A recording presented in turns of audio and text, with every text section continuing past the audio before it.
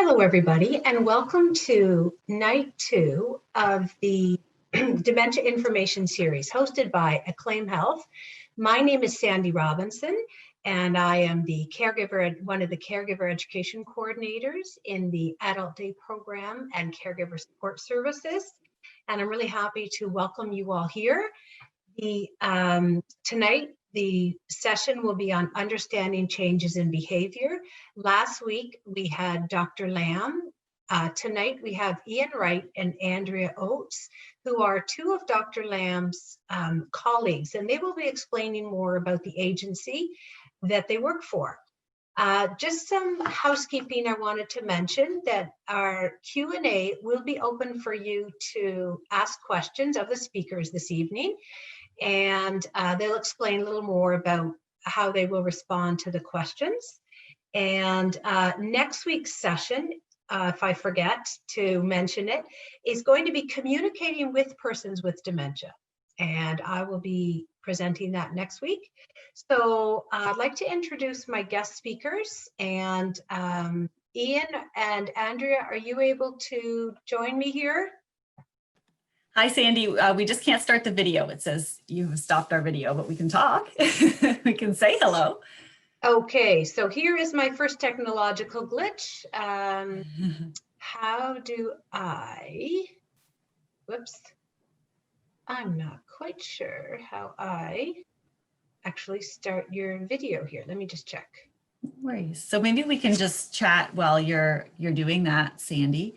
About our program. So Ian, did you want to start and then I can add in? Sure. Both Andrea and myself, as well as Dr. Lamb, all work out of St. Joseph's Healthcare Hamilton, and we are with the Halton Seniors Mental Health Outreach Program, and we have sister programs located in Niagara, Brant, and Hamilton. Our program covers all of Halton region and Northwest Mississauga. We are a consultation-based program. So I think there are some questions in terms of people wanting Dr. Lamb to see their relatives. So we work in partnership with family physicians to provide services too. So our program would require a referral from the family doctor, and we provide comprehensive assessments, medical management and review, and then sort of treatment planning with our geriatric psychiatrist, Dr. Lamb, who's one of our program's medical director, as well as we have two other consulting geriatric psychiatrists, Dr. Aziz and Dr. Lizan Giacomelli as well. Thanks, Ian. Our program, we also have, Dr. Lamb may have mentioned it, we also have a couple of groups.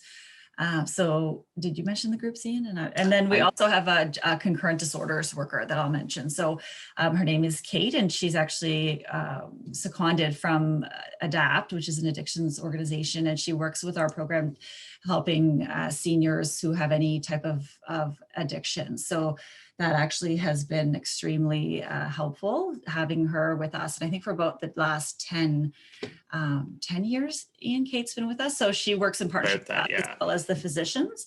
And then we do have two memory groups as well as a cognitive behavioral therapy group, but maybe the memory group would be more relevant to talk about, Ian. Yeah, so our program, I'm one of the co-facilitators for a memory group for individuals that have been diagnosed with mild cognitive impairment that I run in partnership with our neuropsychologist, Dr. Christina Gajmorak. Normally we would run it in person, but we've embraced the virtual technology and are running our second group virtually. So we're getting used to this Zoom platform as well. Ian, sorry, would you like to try sharing your camera now? Sure. There we go. Magic. So now you can see who we are. My apologies to the audience. Okay, thank you very much for that. Thanks, Sandy. I'm going to go backwards now, and I'm going to introduce who you are. And we just wanted to fill some time because I know how hard it is to work on tech when you're trying to also talk. So we just thought we'd fill the air. Thank you. So I just want to tell you a little bit about their background, because I think both Andrea and Ian are very highly qualified to talk about this evening. So Andrea is an occupational therapist, and she's graduated from McMaster University with a Master's of Science in Occupational Therapy. She discovered her passion serving seniors and their families during a student practicum with the agency, Halton Seniors Mental Health Outreach Program, and was hired shortly afterwards. She partners directly with the program geriatric psychiatrist to assess and follow seniors with the mental health issues such as dementia, depression, or anxiety. And Ian is a registered social worker with a Master of Social Work from the University of Toronto. He's been with the Seniors Mental Health Outreach Program for 12 years. He works as a case manager supporting seniors with late onset mental health concerns and their families. And he was just talking about the group that he runs. So I will turn it over to Andrea and Ian for the rest of the evening, and you probably won't hear from me again until the end of the session. Thank you, Andrea and Ian. Thanks, Sandy. Before we start, maybe, Ian, we should address there's a Q&A button. So if you wanted to ask questions as it's going, and the first half, Ian's going to be doing the talking mostly. So I'll kind of manage the question box and type answers if I can. If it's a question that Ian can address, then maybe I can interject with Ian. And so we'll do our best to try to kind of manage that in the chat box. But as Sandy was pointing out earlier, maybe just try to keep the questions kind of generic and no identifying information. But we'll do our best to keep an eye on those questions. Thanks. Okay, so hopefully everyone can see that. So yeah, we can see.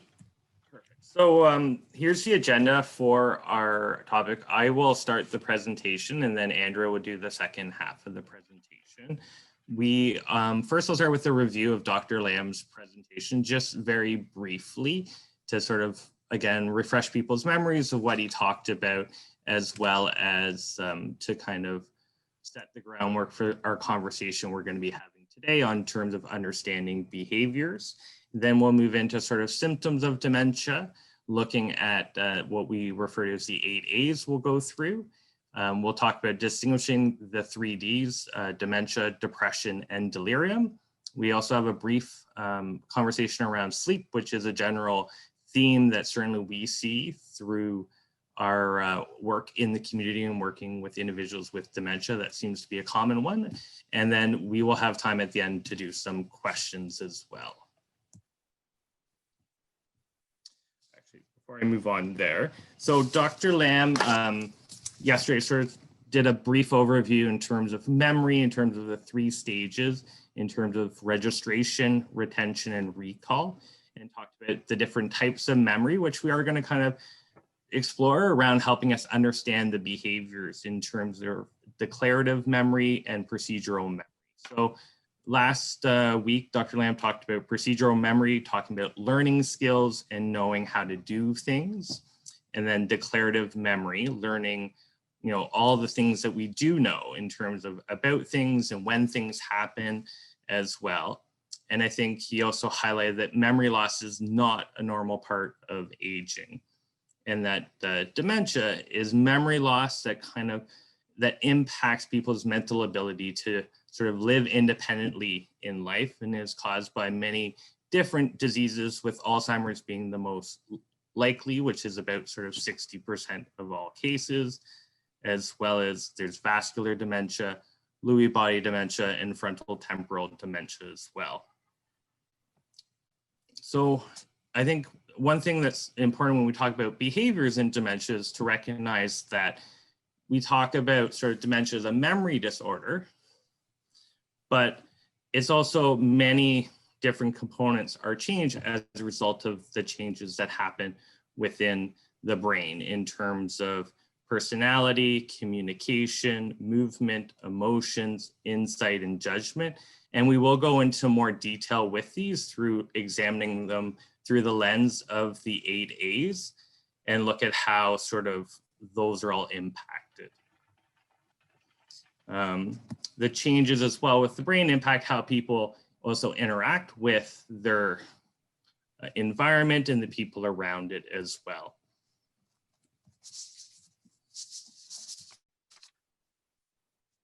So we will start, I'm just gonna switch. We're gonna show a video here about that lays the foundation of what we're gonna be talking about in terms of understanding the meaning behind the behavior and really begin the foundation of our discussion.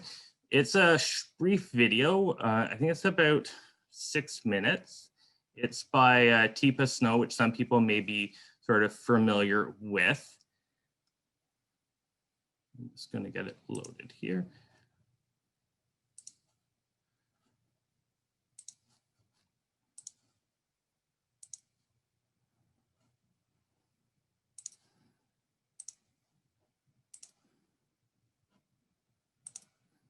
Remembering to click the button.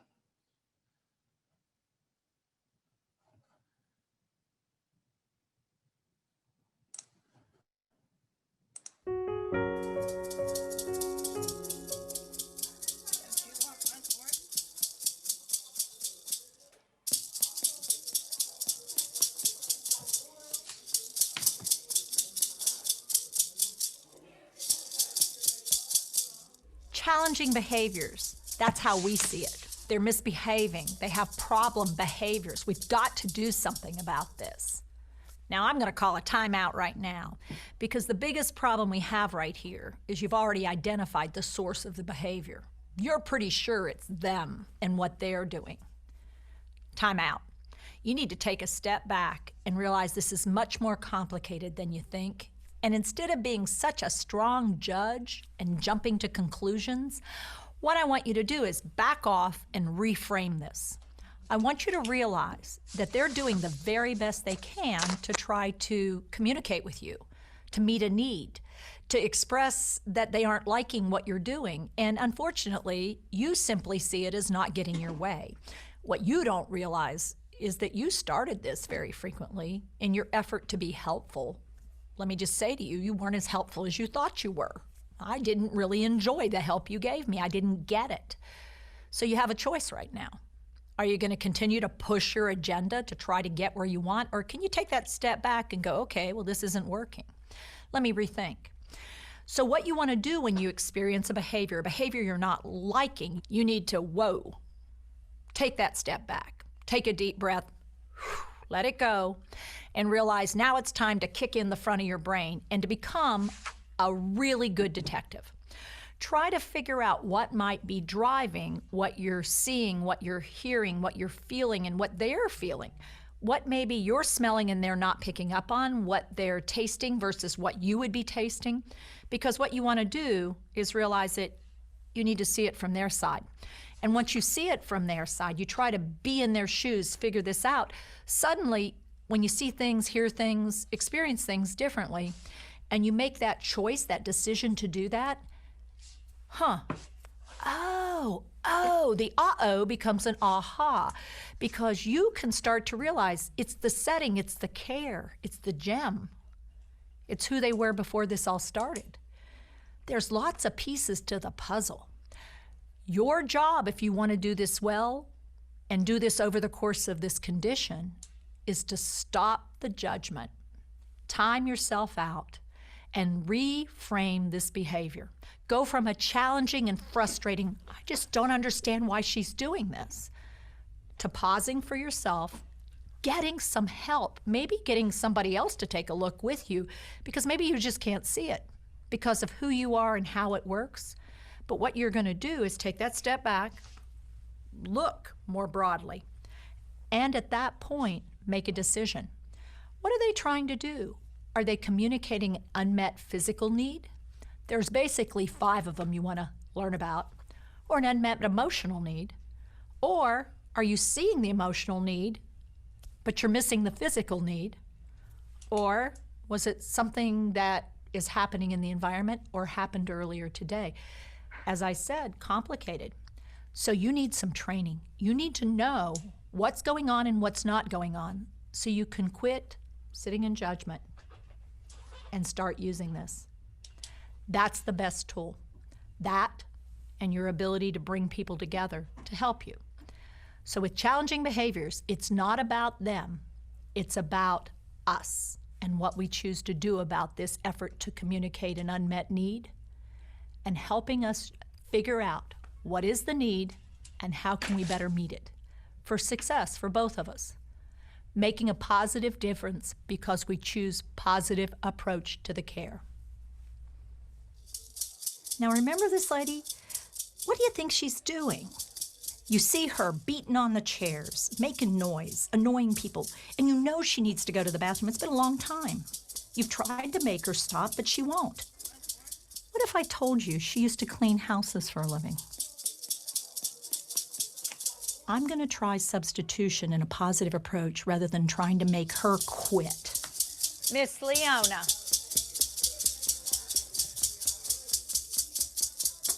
Well, hey there. Get your hand. Get my hand out the way. You're trying to get them clean. Here, try this. She's a busy woman. There you go. I'm going to that. try a substitution here. I'll trade you. Not yet. Show her. Rub it with that. Can you rub it? Yeah. Here, rub We're it. getting there. Trade me. Trade Wait. me. Trade me. Here you go. Take this. All right, get it. You got it. Now trade out. There you go. Ta-da. Now rub it. Now I show her, and there she goes. There we go. People Good. are less annoyed, not so much noise. And she's Beautiful. cleaning. Now I want to reinforce it. That's Yeah. good. That's good. 2 more to go. But I still haven't met You're doing a fantastic job. her unmet need. One more substitution. Nicely done, Leona. She needs to get finished with this Boy, you are good. so we can move on. You get this one? Watch me, I'm sneaky. That's it. Good. Good. I visually eliminate the task. Whoa. Woo! That is beautiful. You did a fantastic job. Man, you're a good cleaner. Here. Thank you. All right, well, come with me and we'll sit down and take a break. Oh, good. I know you're ready for one, aren't you? Now, before she goes to sit down, though, we have a place to go. Oh, girl, you worked hard. Oh, good. You are one of the hardest working women I've ever met. Yeah. Well, Lord knows. Let's go to the ladies before we sit down, though. Okay. Okay. We changed the challenge to success.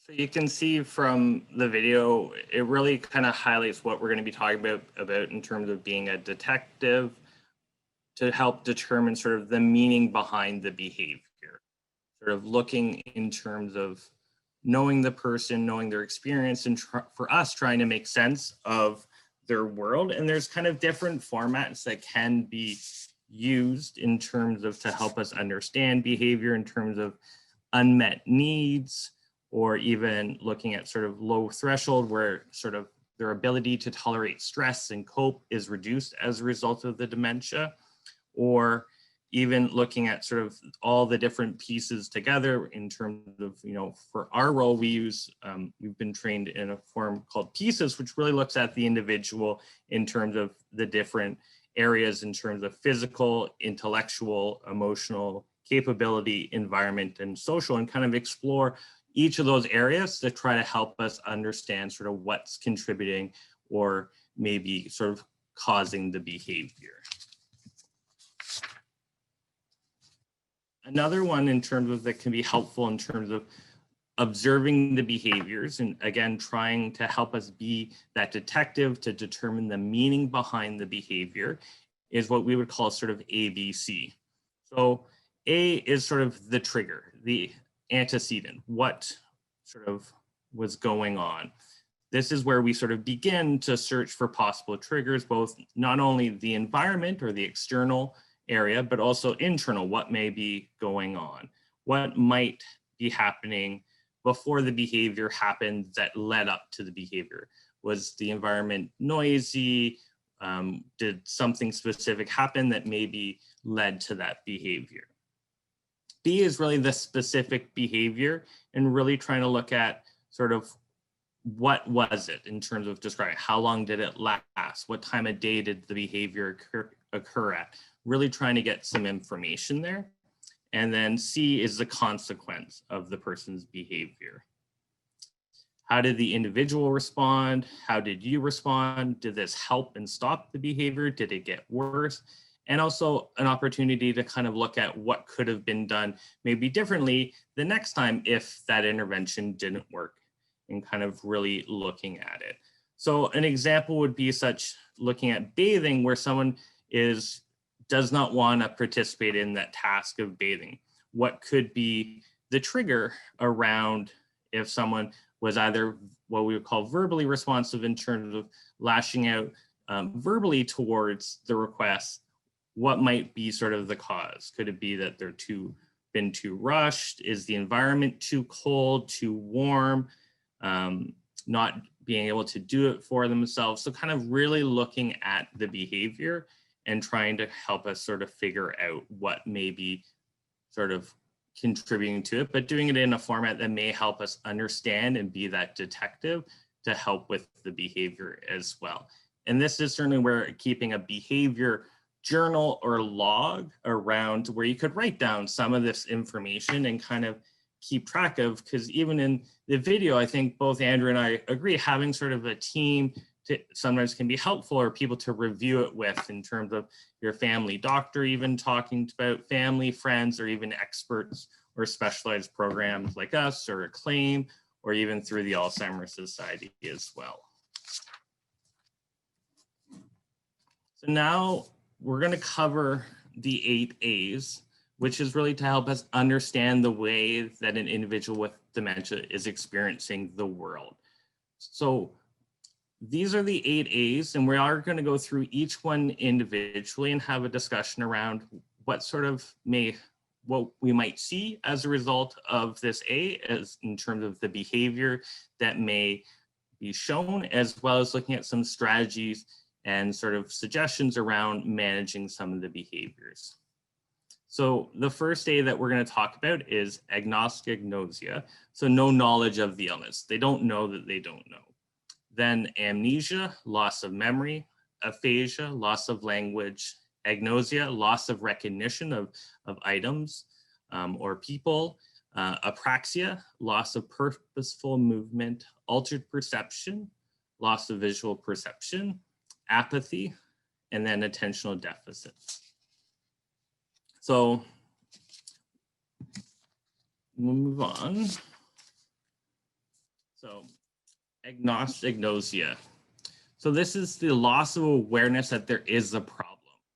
So this, a lot of times, they don't know that there is a sort of problem going on in terms of their memory or their difficulty in insight, or why they're not able to do certain tasks. It's not that they're in denial, it's not that they're being difficult, it's that they don't know that this is a problem for them. They have poor insight into their challenges, and this leads to poor judgment. So what we might see here, common ones would be driving, so not knowing that it's not safe for them to drive, or that they need support to transition to a bath, that they need assistance with mobility, such as using a walker or cane, or even with transfers up from a chair to a bed. And sometimes when assistance may be provided or offered to them, they could become quite upset. And they're acting upon, in terms of, you can see in the last point there, around what their brain is telling them to do, that they don't realize that there's a problem, so they're acting in the way that they think they should. So what can we do? So one of the big strategies is kind of validating, don't argue, keeping a calm tone as well. Being supportive, increase safety. So again, may need reminders, using approaches around just this time as well, in terms of offering says, how about I just help you out this time with that? Or why don't you just try using the walker this time? The big thing is trying not to sort of use logic or reasoning with them, because certainly arguing, I generally tell my clients that sort of arguing will always lead to you sort of losing the argument with them.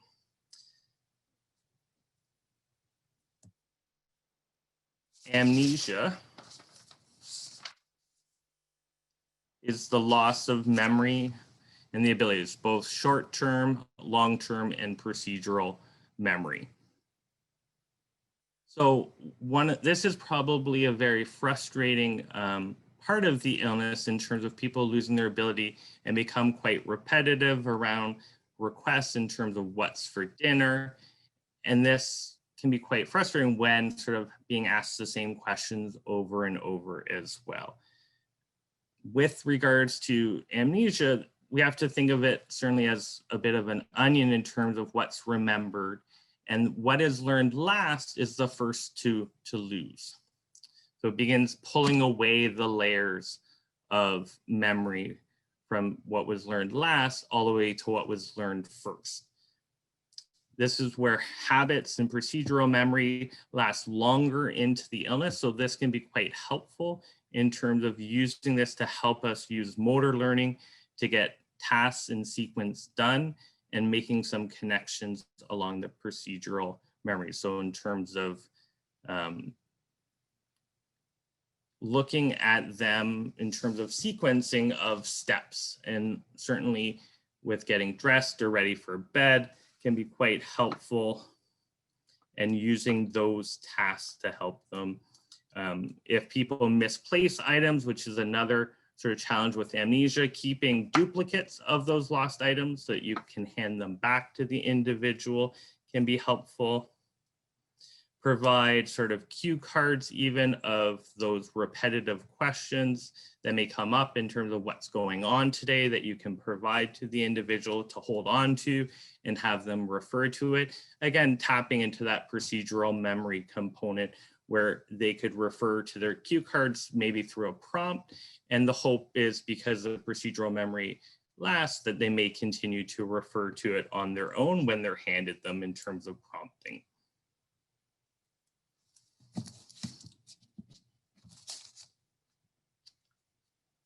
Aphasia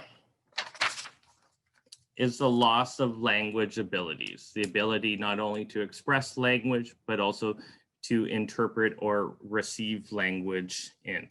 This can contribute to memory problem or word finding problems, should I say, both verbal, nonverbal, and even written can be difficult for sort of understanding or their ability to express their needs or their attempts of what they're trying to get across, which can be a challenge for both the individual as well as the caregiver.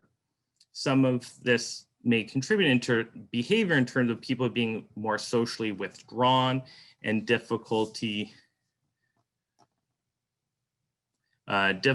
with sort of withdrawing from groups and not being able to communicate or understand, or being sort of in those large groups can be quite of a challenge. They may lead to just difficulty communicating, or may even sort of fill in blanks with nonsense words that don't really connect the story of going on.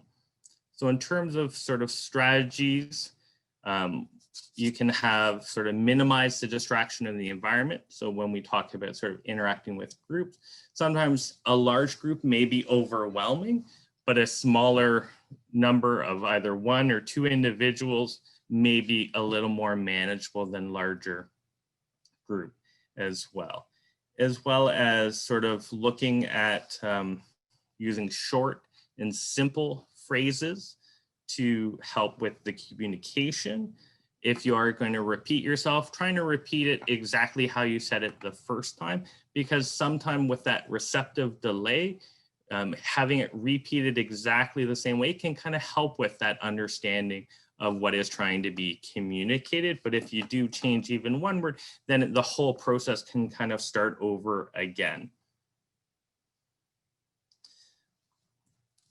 And I'm just going to pause there for a minute because my colleague just reminded me that we had another video that we're going to show you that's kind of helps sort of understands, going back to sort of the Anosognosia and with that.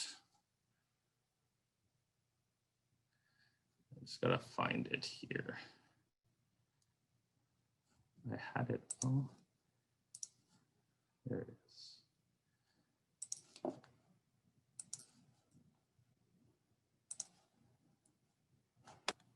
We updated our video clips. We were laughing preparing for this that many of our video clips were on DVD. And so doing this virtually does not lend to a old school model. So we updated ourselves here. Okay, so.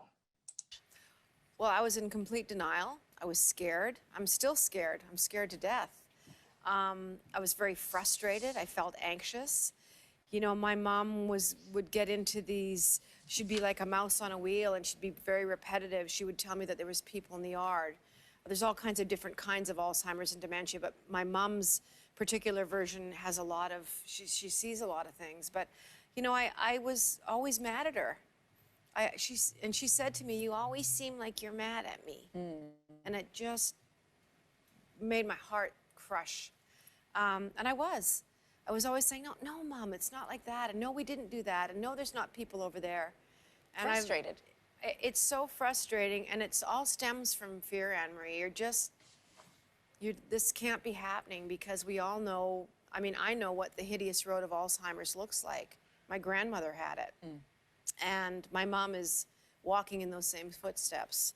What difference did it make then to just let all that go, being the job of the memory police and just going with it? Well, we started having fun again. We started enjoying each other again.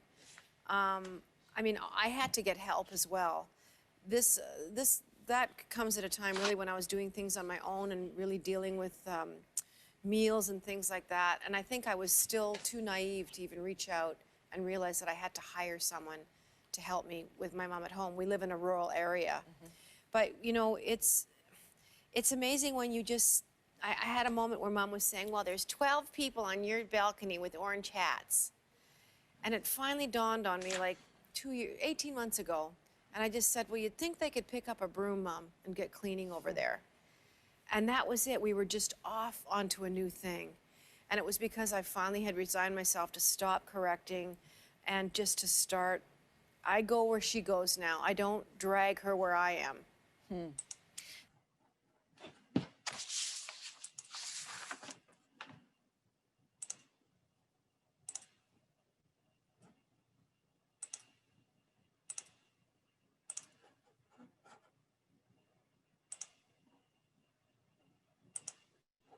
Okay. So I think in that video, it really highlights another part that we're kind of talking about, is kind of the staying where the individual is in the moment can be quite empowering, as Jan Arden talks about from her perspective around just kind of letting go and joining the person where they are and validate kind of what their experience is, because what they're experiencing is being sort of shown through their kind of emotions in and what they're experiencing within their brain and the information that's being sort of communicated to them. And it can be quite helpful where you join them rather than always try to correct. You know, sort of, again, looking at the purpose and meaning that all individuals kind of need in order to sort of be successful. Individuals with dementia are the same, of needing to feel validated and have a sense of purpose and contribute as well. So another one of our A's is agnosia. So this is the loss of the ability to recognize objects, sounds, faces.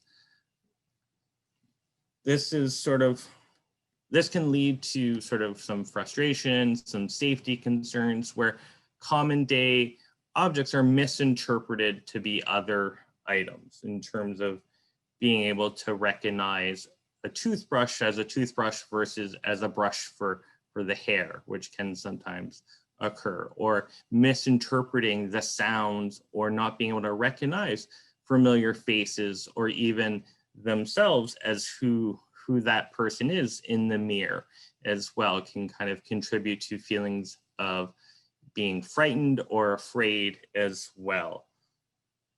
So it's sort of a loss of control over the environment. That's kind of what they're experiencing, where nothing kind of looks familiar to them. Everything looks different. People may look different. The sounds they're hearing, and it can be quite unsettling. And certainly being able to provide that routine. So even when we talk about all the A's kind of individually, but they all kind of mix together. So being able to provide a routine for individuals so that they're not trying to use their memory to know they're in that procedural part of their memory.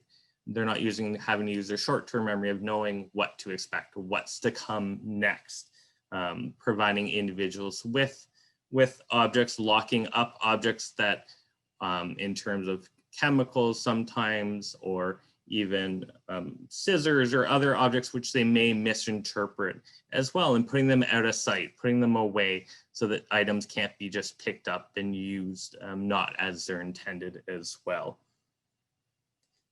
This is also looking at things like appliances, so unplugging the stove because they may either forget or not know that it's a stove or how to use it as well, or even using kettles and having auto shut-off kettles as well, making them available for individuals as well.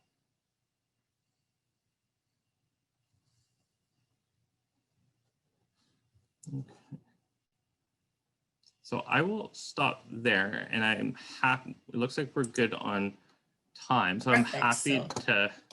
I'm going to start my video, and then Ian, there's a question in the question box. Good timing that I would just leave it to you, right? So I'm going to share my screen here, and let's see. Ian's the technological one, and I am so I'm going to slideshow, start from current slide. And then I'm going to, then I'm going to come back here. And see, Sandy did make us, not make us, that was awful. Sandy had us practice. And then we start from slide.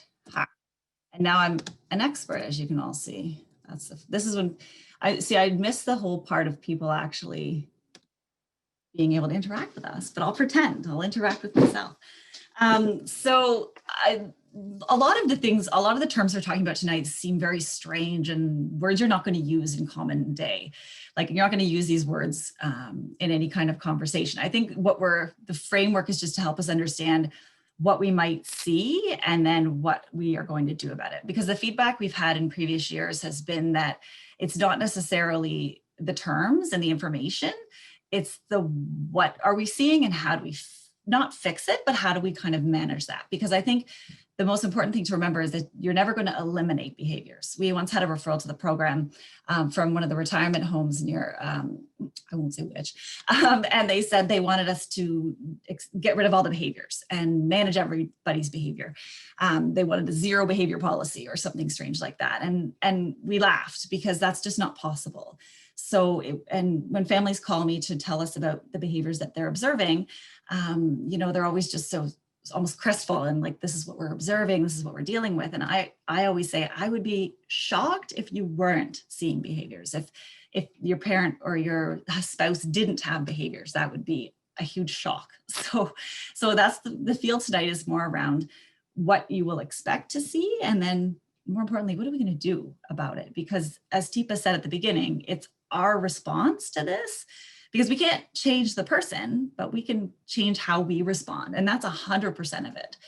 So I'm just going to keep going, but I thought I would just get that out there. So similar to Ian was talking about the aphasia piece. So sorry, this is the last one. Anyway, moving along with mine. So apraxia is where the brain actually, every movement that we make with our body, the brain sends a message to that body part. And it's a sequence. It's not just one message. It's a series of messages that go all the way out to all these parts of our body to create purposeful movement. So my mouth is moving, my hands are moving. Well, I'll try not to move them so much. And we're doing things in a purposeful, meaningful way all day. And we're not thinking about it because it just happens. So similar to any other change in the brain changes the way that it sends these messages to the body. So the person with dementia can see an object. Maybe they know what it is. Maybe they don't.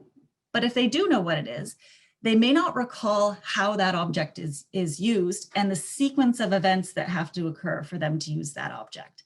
So if you see someone who looks at a toothbrush, they may stand there and look at the toothbrush. They may sit at the kitchen table and look at the plate and look at the spoon.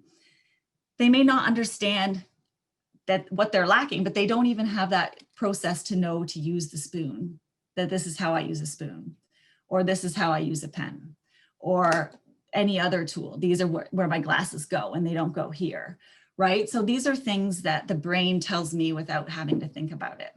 So the other issue is that it's actually north, south, east, west, up, down. All of those things are part of it. And so if you're giving someone instructions and saying, move it a little to the left, or I want you to stand up taller, or I want you to move that lower, those kinds of terms don't apply anymore. So the person's really lost that ability. So it's just something to keep in mind. Interestingly, somebody who has been able to navigate in a familiar neighborhood for 50 years might get lost because they've lost that ability to know which way to turn. Out a street they've turned thousands and thousands of times because that part of the brain isn't working anymore in terms of which way is right to go. So what can we do? Because that's what we're here for tonight. We're trying to figure out what we can do. So the interesting thing is that strategies will work here, then they won't work here, and then they might work here again, and they might work tomorrow, but they don't work yesterday. So these are things that you might hear and think, I'm going to try that. And these are things that you hear and say, that doesn't apply to me.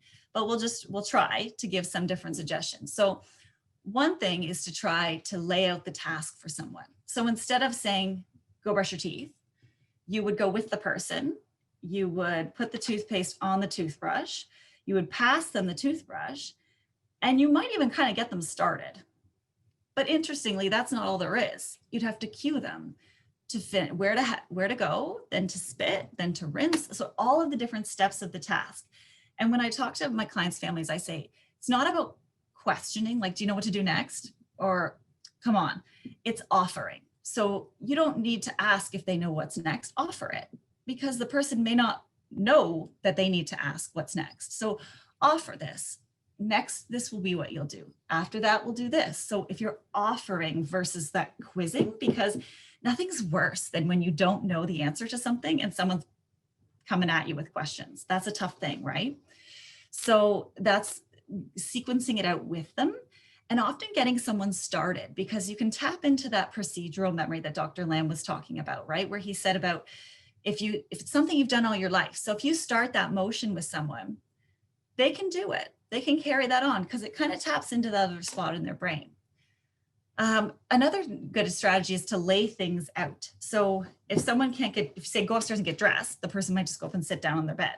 But if you go up to their bedroom and lay out their clothes for them before they go up there, then they have the ability to dress themselves and they have that independence and they can come down dressed because they were able to do it because everything was laid out in order. They didn't come down with their underwear on top of their pants and their undershirt above their sweater. So that's an interesting strategy. That may not work as the disease progresses. As the disease progresses, you may need to actually sit with this person and pass them. Here you go. Here are your underwear, and show them how to put it on. Give them direction, hand over hand. Because what I tell people the most is that it's use it or lose it. So if you stop doing an activity or you're overdoing for someone because you think it's faster or they don't know how to do it or it's less frustrating, every time that person doesn't do that task, it's less and less and less ability. So it just kind of takes away every time. So I say muscles are just like the brain. It's use it or lose it. So keep going with those connections. And even if you need to have to start the task for that person, they're probably able to carry it on, right? So put your coat on. I'm going to start doing up the buttons And that person might be able to do it once I've hand over handed the few buttons, or the zipper, similar things like that. So it's just to keep in mind. And that's where we talked about earlier, how we're the detectives, because we're the ones that are going to look and see, oh, you know what? He does know how to do that up, but I just have to kind of get him started because it's better for him to do it. And then he feels like he's accomplished something. So isn't that always the better thing? So that one is kind of an interesting one. You're going to hear a lot of overlap in terms of our strategies tonight, because at the end of the day, the strategies are very similar, because we're trying to meet someone where they are, and we're trying to modify or compensate in the task in a way that still allows that person to be able to participate in some way. So you probably hear me say a lot of the same things as we go, so forgive me if it gets a little bit repetitive.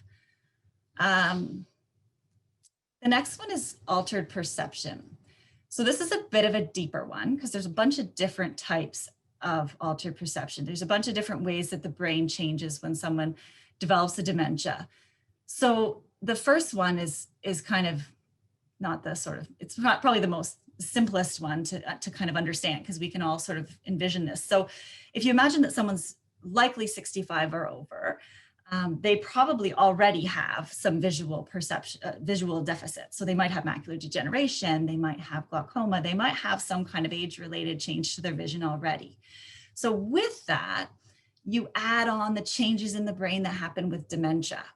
So now you've got two different things going on. And so that's why, and I'll say it here, and we say it probably at the end too, but it's good to optimize vision and hearing, because if someone's not seeing the environment as well as they can, or hearing the environment as well as they can, that can be misinterpreted in a lot of ways. Like when Ian was talking about aphasia, sometimes people can't understand the information that they're being presented with, but sometimes they can't hear it. And so it's in our best interest to figure out which is it, right? So if you can 100% understand someone hearing you, maybe that is that they just can't process the information that you're giving them. So in this respect, looking at altered perception would be the changes with spatial stuff. So think about it. You and I know where the table is. You and I know where that chair is. So when we sit down, we know exactly where we're going. When we stand up, we know exactly where the door is, and we know we're going to fit. So we have that confidence. Somebody with dementia maybe doesn't see that the same way. Do you remember in that Teepa Snow video where she flipped that chair and said, I created a physical barrier, so she thought she was done? We knew that was the chair that she just turned around, but the person with dementia thought, I don't see any more chairs, I'm done, right? So that's in terms of they're not able to really kind of perceive the environment in the same way. In that regard, this can cause safety issues because people don't see things the same way. They don't perceive the environment. So that's why you might see people who have frequent falls, who might trip going up the stairs or trip coming down the stairs, because they're not able to actually see or perceive where things are. So I once had this fellow in long-term care who had responsive behaviors, calling out and quite distressed and anxious whenever he was in the lift being toileted. So the staff would put him in the lift, and then they would try to lower him down onto the toilet so he could use the washroom. And as soon as he was in the lift, and the staff had ruled out everything else, he was just, as soon as they'd start to lower him, he would be beyond fearful. And so myself and the psychogeriatric resource consultant, PRC, you might hear that term another time tonight, went in to kind of have a look and see what was happening. And once we looked, and it was actually the PRC, I don't take credit, the PRCs are amazing, looked and saw and said, you know what, guys, the toilet seat is white, the toilet's white, the floor is white, everything's white. This guy thinks he's just being dropped onto the ground. There was nothing there for him to see that he was actually going to be dropped safely, lowered onto the toilet. So I think the intervention was that they got a black toilet seat. And so he could see that he was okay. And sometimes the solutions that you find, and I'm sure you could share a million tonight, because I'm sure you're all the experts. I know you're all the experts for the person that you're here tonight to learn more for, because sometimes it's the simplest thing. And they put the black toilet seat and they'd say, Jim, look, you're okay. The toilet's right below you. And he'd look and he'd say, okay. So it's an easy solution, but it doesn't come to people's mind right away, right? You kind of have to step back, like Teepa was saying, and take a time out. So that's something to keep in mind. So the next two are a bit trickier. So illusions and hallucinations. So illusions is a bit different because illusions is misinterpretation. So someone sees something in the environment, so that the object is real, the thing in the environment is real, but they see it as something it's not. Hallucination is that there's something that this person sees that is not there. So we'll kind of break those down a little bit because they're the solutions for management of those items, of those issues is a bit different. So with illusions, this is someone who's misinterpreting an environment. This one is big right now because I have a lot of folks who are watching CNN all day with this election coverage and everything that's coming up tomorrow. So I have clients who will be watching these kinds of things all day, and it's this terror and threat and oh dear. And the person, this one particular client, loses track of the people in the TV being real. So he thinks that these people are in his house and he thinks he's in danger because it's terrible news he's hearing all day long. So that's a misinterpretation. The people are real, but they're not in his house. So he's just misunderstanding. He's misidentifying that they're actually there. Another one is a really funny story that I tell every year, which I should probably find a new one, but I think it's kind of funny. So I used to work as a housekeeper in long-term care when I was in high school. And my job was to work the night shift because I was the rookie. So I had all the shifts no one wanted. So I would have to go to the resident home areas at night, and we'd shine and clean these floors. And we were waxing them. This was olden days because I'm old. So we were waxing the floors, and then we'd have to buff them with these big buffing machines. And I was known, I have to tell you, to be the one to buff them to the nicest shine. And so I worked this floor on the secured home area to a shine. And I went home and I was so excited because I knew my manager was going to see it in the morning. And I just waited for that positive feedback. And she phoned me the next day and she said, Andrea, you have to come in right away. And I said, why? And she said, because the residents on the secured home area won't go in the dining room. And I said, well, why not? She said, they believe that the dining room is on fire because I had shined the floor to such a sheen that the morning sun came in, and actually I had to admit, it did look like a fire. So the residents were gathered around looking at this fire, and no one would go in the dining room. So but to that person, it's very real that this floor is on fire. So that caused a bit of pandemonium, and I had to apologize to the nurses that day. So I didn't do that again. Another one, I had a fellow in retirement home who they had a sensory room, a sensory stimulation room where they had a whole bunch of smells and sounds and lights and things. And I asked him to come in with me to sit down and chat. And he said, oh, I can't possibly go in there. There's a snake. And I looked in and there was a big windy lighted something or other in the corner, and it looked like a snake. So those are what you'd call misinterpretations, illusions. And those are ones that are usually an easier fix because someone might see a coat hanging up on a wall, on a hook, thinking it's a person. You just remove it. Simplify. So try to take things out of the environment that could possibly be misinterpreted. Even at night, if there's a shadow or there's something else, try to see it through someone else's eyes. If your vision's not good and your brain's not working 100%, you're not able to really process the environment, try to look through the environment and just simplify, because thinking about that person's brain, it's already challenged to try to process all of the stimuli that's coming internally, externally. So try to make it as easy as possible. So that's probably one of the best suggestions, is to just try to remove things from there that could possibly be misinterpreted. The other one that's a little more challenging to manage, Jan Arden talked about it in her video, where her mom thought that there were all those people on the balcony with orange hats, and they were going to pick up brooms. So that is one, of course, we call it hallucinations. So you may have heard that term in terms of visual hallucinations. So things that you're seeing that aren't there, and things that you're hearing that aren't there. So it could be one, could be the other, or it could be both. So This one is interesting, and the way that Dr. Lamb asks it, and I copied him because I was his student many moons ago, is when I ask someone about it, I say, do you ever feel like your brain's playing tricks on you, where you can see things other people don't see, or you hear things other people don't hear? Because with dementia, that's exactly it. Your brain is giving you the wrong message. So to that person, to Jan Orton's mom, there was most definitely those people on the balcony. And if I told you that there weren't those people on the balcony, it would be like me telling you you're not looking at your computer screen right now. It's just not real. It's real, very real to us. So that's the challenge, right? Is trying to kind of meet that person where they are.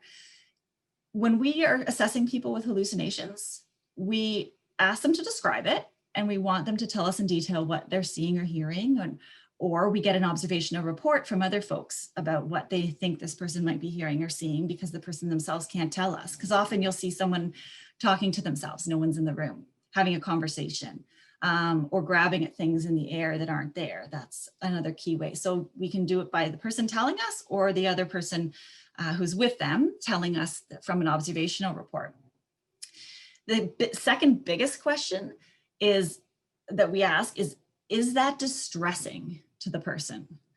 Because if it's not distressing, if they're having hallucinations and it's not distressing, then usually Dr. Lamb, and I don't want to speak for him, but usually we would use behavioral strategies, because if it's not concerning to that person, we know it's a symptom of dementia. We know it's an expected behavior with dementia. So we try to manage by validation and redirection or reassurance, or go with it. Like Jan said, geez, if they could pick up brooms. So if it's not a risk, right? I say that too to people, like if it's not a risk, if it's not distressing to them and it's not a risk. For instance, you had someone in your house who thought the house was on fire and they were trying to evacuate in a winter storm. Maybe you'd have to intervene, because you can't say, oh, of course the house is on fire, let's run for it. So in that situation, you would validate, oh my goodness, I see that, Mom. I understand you must be so frightened that the house is on fire. We're safe over here. Come and wait right in this room. I'm going to shut the door so we're okay, and I'm going to call 911. I'll be right back. So validate, because if you just said, no, it's not, or yeah, it's on fire, too bad, then it wouldn't meet your mom where she is. So, oh my goodness, Mom, you are so distressed. This is awful. Come with me. We're going to go deal with it. And then try to use the redirection, because it's the silver lining of dementia is that you can actually use the person's forgetfulness to your advantage. So now the person is able to be switched into the gear, usually to another gear, which would be great, right? Because you can just kind of change the topic, change the tune, but you have to sort of validate where that person's at, right? Mom, oh my goodness, that's so terrible. I understand you're so distressed. Come and sit with me. And you know what, Mom, wasn't Uncle so-and-so a fireman? Oh my goodness, back in your hometown of wherever, and reminiscing, or something to that effect, right? Try to find something that you can steer the topic away with.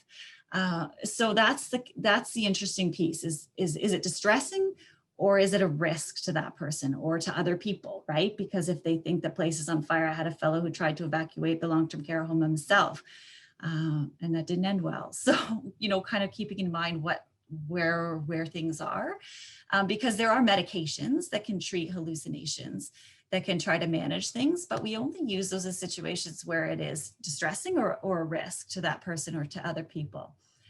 You may have heard of the term sundowning. Has anybody, let's see, I ask these questions. I say, has anybody heard of this? And people would nod. So sorry, maybe you're nodding. Sundowning is usually a term folks have heard of. It refers to the phenomenon of when the day is kind of late afternoon, evening time, when people are tired, the light is changing, the day is getting a little longer, the person's getting hungry, and maybe pain is becoming an issue. Behaviors are worse. I don't think they've ever really definitively figured out why. Maybe for the reasons that I said, people are tired, they may be in pain, they may have different internal triggers for it, but that's when you might see that behaviors are the most challenging, is from about 3 p.m. till bedtime. And as Ian was saying, track it, write a log, because if you're writing it down, when we ask people in long-term care to do this, we get them to do a 7 days every half hour, all through the day. What is this person doing? And you'll be able to identify patterns, and to find that out helps you, because then you can see, oh dear, mom's really, really struggling around 3 o'clock. Maybe she should have a rest at 2. Maybe she laid down and rested her knees and just got a little bit of a refresh before. That sometimes helps. Maybe if it is pain, I would give a Tylenol around 3 o'clock, and then she'd feel a little bit better. Maybe a snack, maybe a cup of tea, maybe a walk outside. So it's just kind of trying to strategize what behavioral strategy you're going to use and when and why. So you'll have kind of know the pattern.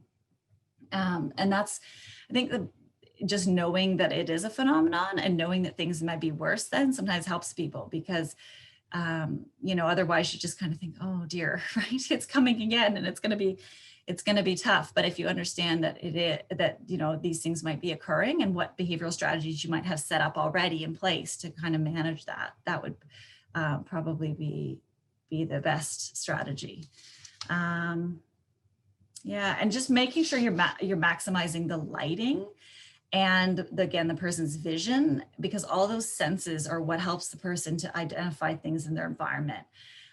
So that's usually, and just being the detective, right? Trying to figure out what are they seeing that I'm not, and it may be very real to them. So let me look here at alter perception. So I think Linda, a colleague of ours, had a client that had this kind of a bedspread, and they thought it was snakes. So they wouldn't go to bed because they thought there were snakes in the bed. So that was why Linda added, I think Linda put this slide in just to demonstrate. I don't know, if I make my eyes go funny, I can sort of see it. I'm looking, Sandy, it's 8 o'clock. Should we, because the next parts I can kind of put together. So do you want to just take a little leg stretch? Sure, that sounds good. Why don't we take, we did this last week too, just a 5-minute break.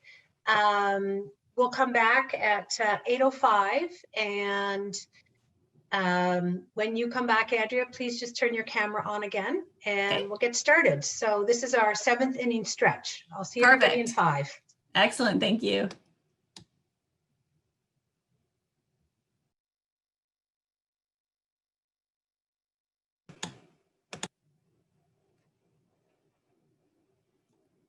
Hi, Sandy. Is it a good time to start again? Absolutely. Go for it. All right. Wonderful. Okay. Thanks, everybody. So the next, see if we can keep going here. Perfect. So the next slide looks at something that another thing I like to talk about, because it's a symptom that is extremely common in all types of dementia, and that also is mistaken for other things. So you may have heard the term apathy. Apathy isn't necessarily an emotion at all. Apathy is more just the lack of emotion. So the absence of emotion. The person's not happy, the person's not sad, the person's not really reactive at all. So you tell them that you're making their favorite food for dinner, no reaction. You tell them that someone is feeling under the weather, no reaction. So just really flat. And this can get mixed up with depression, because people are content to just sit and do nothing. And actually they look and appear and will say they're content to just sit. I had a client's daughter who phoned me once and said, my mom will just sit in her room all day and doesn't watch TV and doesn't read books and doesn't go to the activities at the retirement home, won't do anything. But when I ask her if she's bored, she says no. And so it's just sort of the brain has lost that ability to initiate. So the interesting way that the test I use to determine the difference between apathy and depression, a person with apathy, if you get them started with something, so they may say, oh, I don't want to go to the activity. No, thank you, dear. No, thank you. I'm fine. But if you push a little bit and you encourage them and you get them to the activity, they have a great time. They're engaged, they're smiling, they're laughing, they're doing fine, but they just can't, they just wouldn't initiate it themselves, nor would they ask to go or anything of the sort. I see someone raise their hand here, Sandy. I'm not sure how to manage that, because I'm a newbie. Maybe I just, Oops. I'll just leave it. Sorry, guys. Yeah, sorry, just that, sorry, Andrea. Instead of raising your hand, could participants please write a question into the Q&A, please? Thank you. Thanks. Sorry, I just wanted to miss something. So the person with apathy will say they don't want to go to the activity. You get them there, they have a blast. Next time you ask them to go, they're still going to say no, but you bring them and they have a blast while they're there. They're engaged. They're able to look as though they're enjoying themselves. Someone with depression, they're going to say they don't want to go to the activity. If you encourage them and bring them to the activity, they aren't going to have a good time and they're not going to engage and they're still going to look very sad and very not very disinterested. So that's the big difference, is that, yeah, depression and people with apathy have lost that ability to initiate and to engage. But the difference is somebody with apathy, if you get them started, they're fine. And it's just they've lost the starter switch. The motor is working fine. It's just the starter is broken. So if you get the person there, if you start the task with them, they can carry on no problem. And they're having a fine time doing it.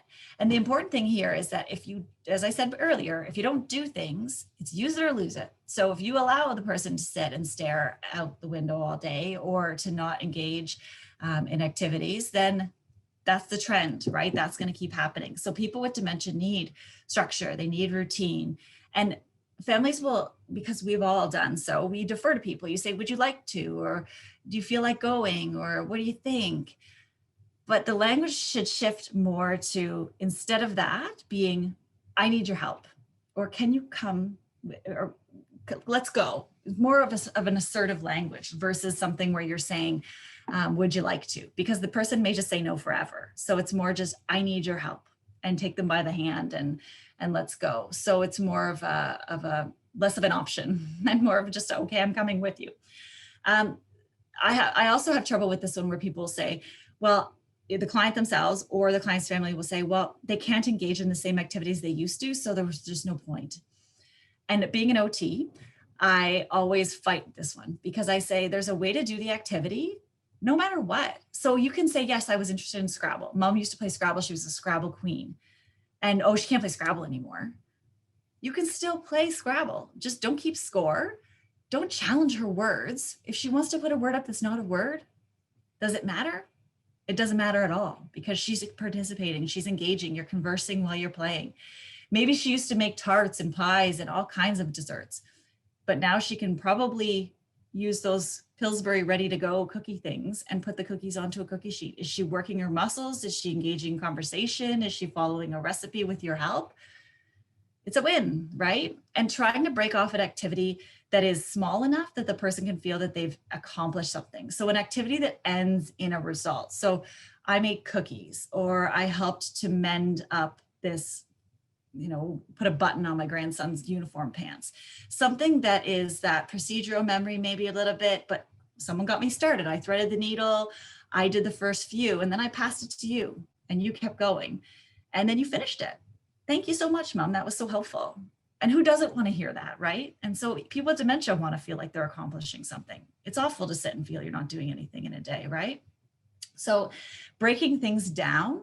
And there comes a point where the person may not be able to engage actively in an activity, but that doesn't mean they can't engage passively. And so even if they're not able to have a conversation, even if they're not able to, use their hands to play a game, they can still listen to music or be part of a family event where they're sitting, listening to other people with familiar voices, have a conversation. So it's finding that fit, because I know Ian alluded to this a little bit earlier, is that finding the fit where the person is engaged and yet not overstimulated, and apathy, which is sort of the definition of understimulated. So finding that balance, and it will change as the person's dementia progresses.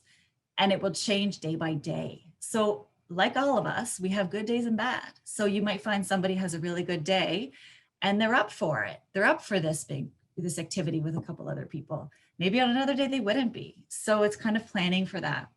And the other question, and I'm sort of getting off topic here, but I ask if there is big activities and events, and this doesn't really come up now with COVID, but if there are things like that and you want to bring your person with dementia, you want to bring them to engage, I ask that question of who's it for?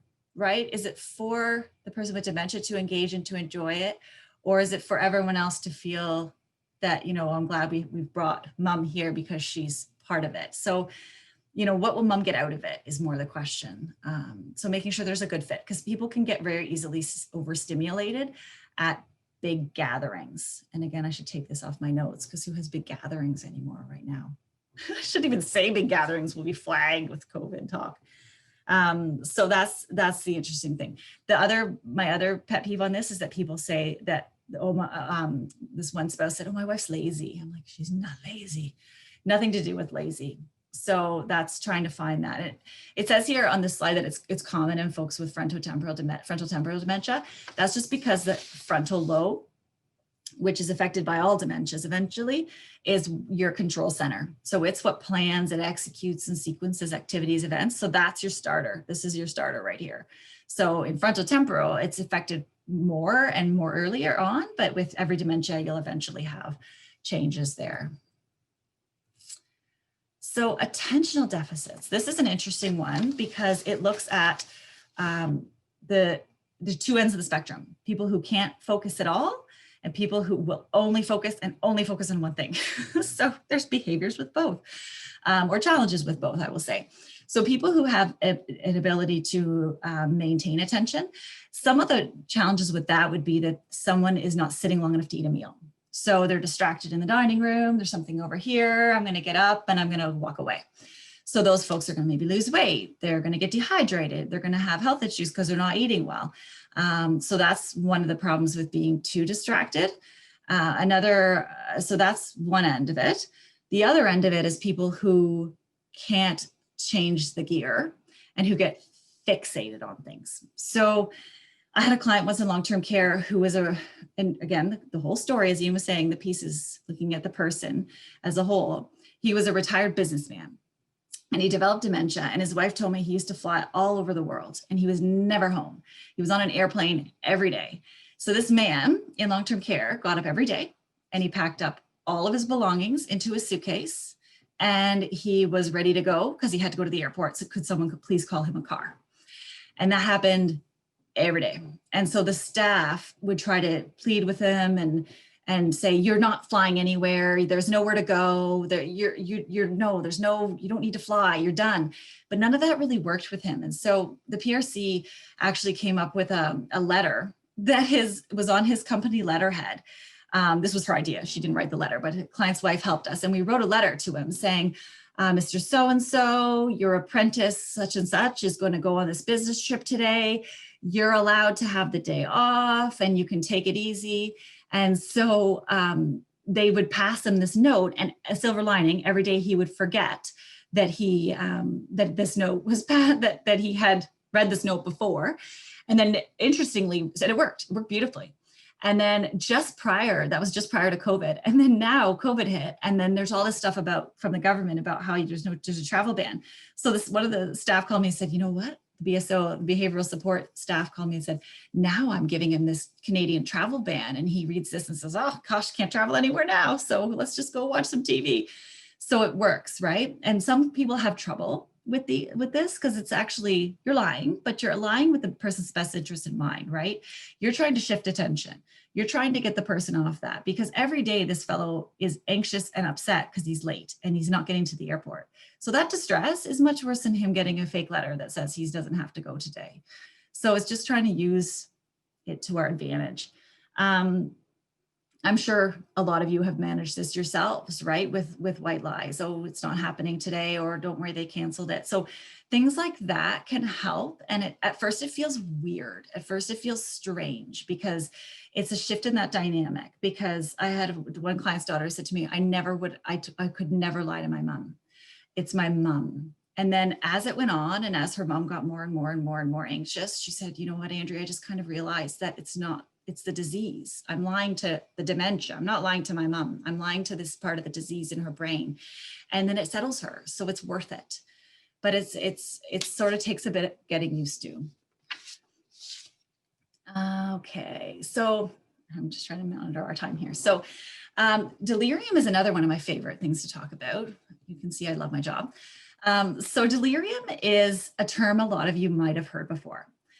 Delirium is not dementia. Delirium is very different than dementia, but it has a lot of similarities, but we talk about it tonight because it occurs quite frequently superimposed upon a dementia. But it's a very different condition. So a delirium is an acute, sudden change over the course of a few days or over the course of a few hours, where the person becomes very confused. They might be having hallucinations. They really just can't focus. They might be more agitated. They might be very angry. So not themselves, and it was a very quick change. Dementia, generally speaking, changes happen gradually. Changes don't happen over the course of days, right? Changes are not that acute. So if that happens, and I tell this to all family members, if that happens, red flag, right? Red flag, call your family physician, talk to someone, talk to your community partner, because 9 times out of 10, it's reversible and there's something underlying it. There's something going on that we can fix, that we can treat to reduce that. So the delirium is really just the brain is reacting to some kind of threat in the body. The brain is saying something's not right. And that's the body's way of telling us. The other delirium that worries me more too is there's one that's called a hypoactive delirium. So that's one where the person's just really sleepy. She's not waking up. She's not eating well. She's really not drinking enough fluids. She's really, really, really sedated. So that's a big change too. So that's something that you want to keep an eye on as well. Really, if there's any kind of sudden acute change, you're going to be following up with medical advice, because it could be a bladder infection, it could be constipation, it could be some other kind of medical issue, dehydration. So those are things that can be treated, and then the person will rebound back up to probably almost where the baseline was. So that's a good thing to know. Once someone's had a delirium, they're more predisposed to future delirium.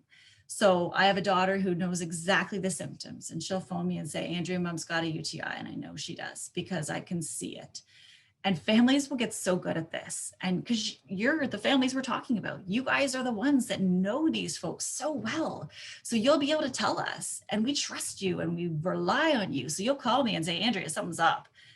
And I know we can follow up right away and try to see what we can treat, right? So that's where we can be the advocates.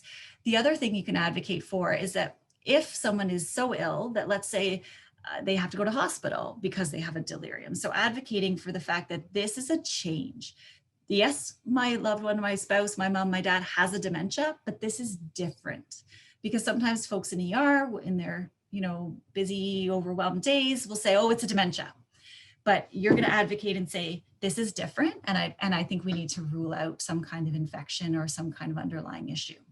So going forward, to prevent a delirium, you're going to monitor the person very closely to see for changes, make sure they're drinking enough fluids, make sure they're eating well, make sure they're moving their bowels, make sure they're sleeping well, because all these little things can be what tips the cart, right? Can make someone develop symptoms, signs and symptoms of a delirium. So those are things to keep an eye on. Routine and structure is really important too, keeping things very, very predictable. Okay, so there's a resource here that it'll be in the slides when we hand it out, but it's just the Canadian Coalition for Seniors Mental Health Guidelines for Delirium, and it's worth a read if you were thinking about being that detective monitoring for symptoms. It's something, it's worth a look. The other important comorbid condition that occurs with dementia is depression. And I talked a little bit about it earlier when I was trying to differentiate it between apathy and depression. But depression occurs in 40% of people with dementia. So that's why we talk about it, because almost half of the people with dementia are going to develop depression at some point in time. Sometimes it's the early part of the disease where the person has a little bit of insight into their deficits, and it's very frustrating and very anxiety provoking for them in the very early stages. And then that's what prompts the depression to develop. Other times it's because there's a chemical change in the brain that occurs with the dementia that makes the person develop a depression over top of that. So it's something to look out for. In dementia, depression doesn't look the same a lot of the time. So that's why we look at this this acronym SIGI CAPS. So you'll see it on your screen there. So those are the screeners.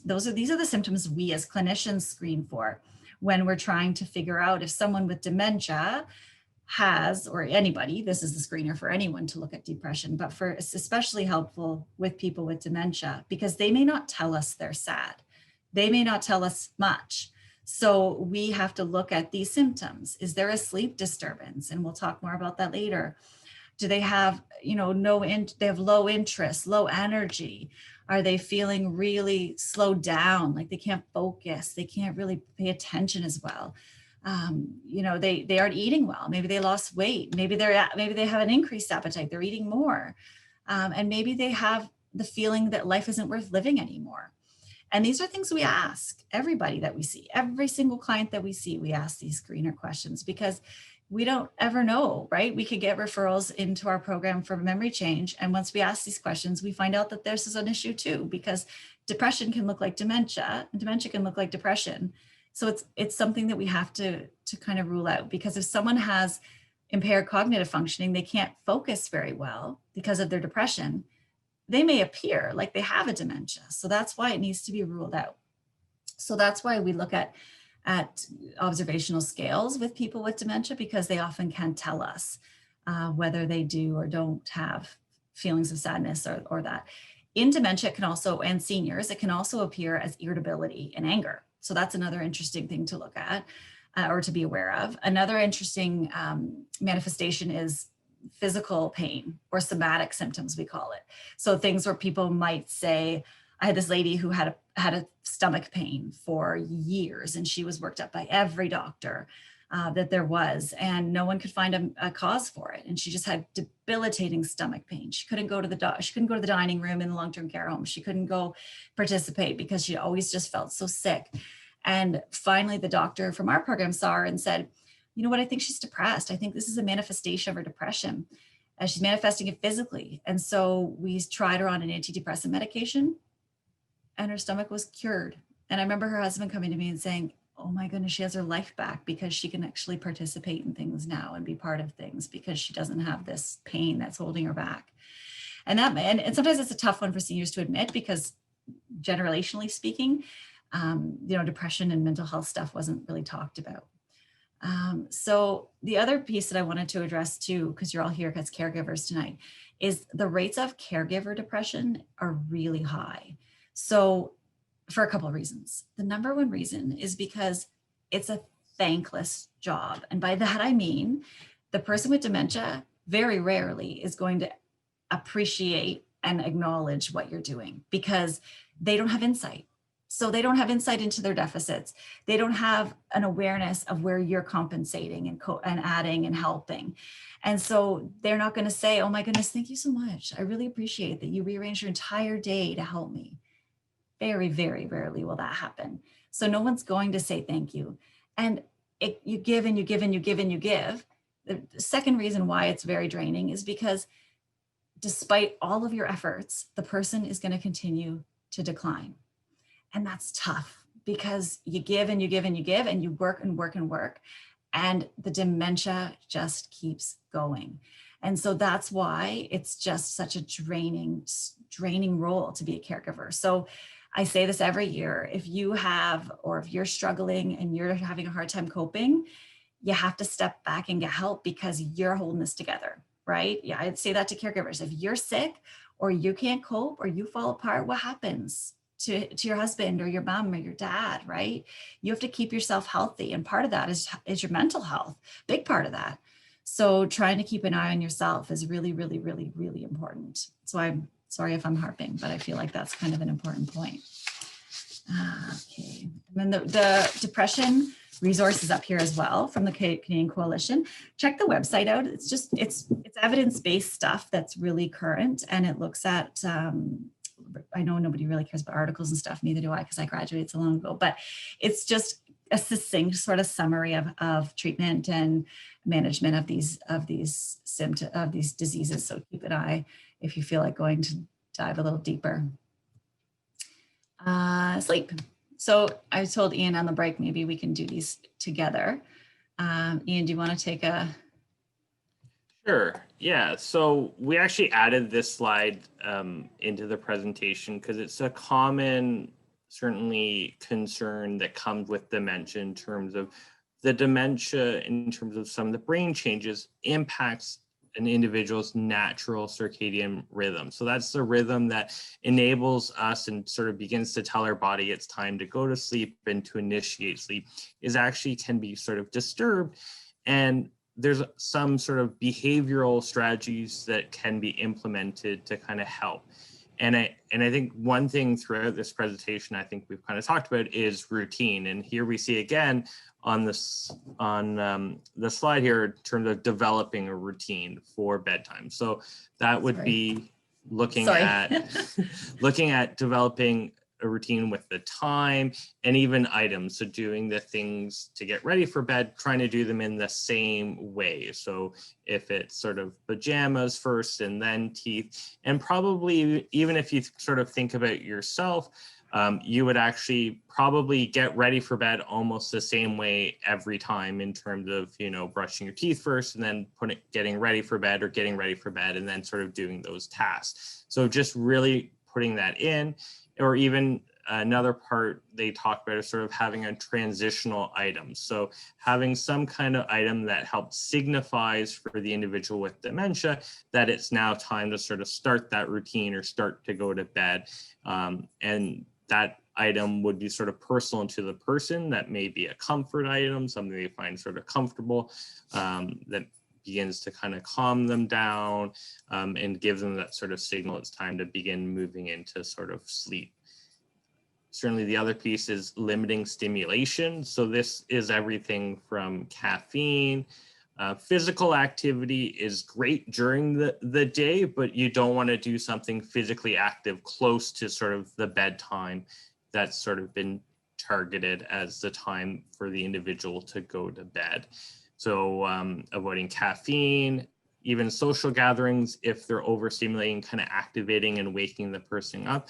Really anything that kind of wakes someone up, limiting TV as well before bed because of the effects the light has on individuals. It actually wakes us up and can kind of help disturb our sleep, as well as a big one is avoiding naps. So part of it is trying to find activities. And I know our families, this has been a challenge because a lot of the activities and outlets like Andrea talked about, and I think even in one of the questions around day programs, they're not running right now in COVID. And so a lot of that activity has fallen on caregivers to try to keep individuals occupied during the day. So trying to develop sort of enjoyable activities for the individual that they previously enjoyed, trying to modify them. So the example that I use with a lot of it is, you know, someone who's enjoyed doing puzzles, they maybe used to do, you know, 1,000-piece puzzle, but as the dementia progresses, they may not be able to do 1,000-piece, but could they do a 200-piece or a 25-piece or even a 5-piece puzzle, depending on what stage of the illness they're at, but it's still doing that enjoyable task of something that they enjoy sort of doing, and trying to create a number of activities that your individual enjoys doing, because it's not about the activity, it's about the person actually enjoying or wanting to. And sometimes that can even come in terms of selling it to the individual around what that activity is, in terms of, can you help me do this sort of activity? I need help to sort this. I don't have time. I'm running around. Would you be able to help me sort through these buttons? Could you help me sort through this cutlery or these socks or whatever that item is?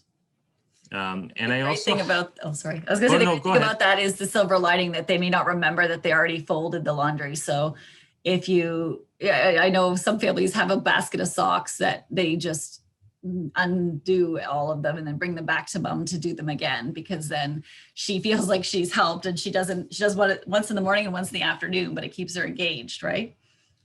Yeah, exactly. And I do have, if you want to click on the link. Unshare. Oh, sorry, I was gonna. No, you can, or I think you. Am I okay with that? should work. I took it from the Alzheimer's Society of Canada, but you may have to share it.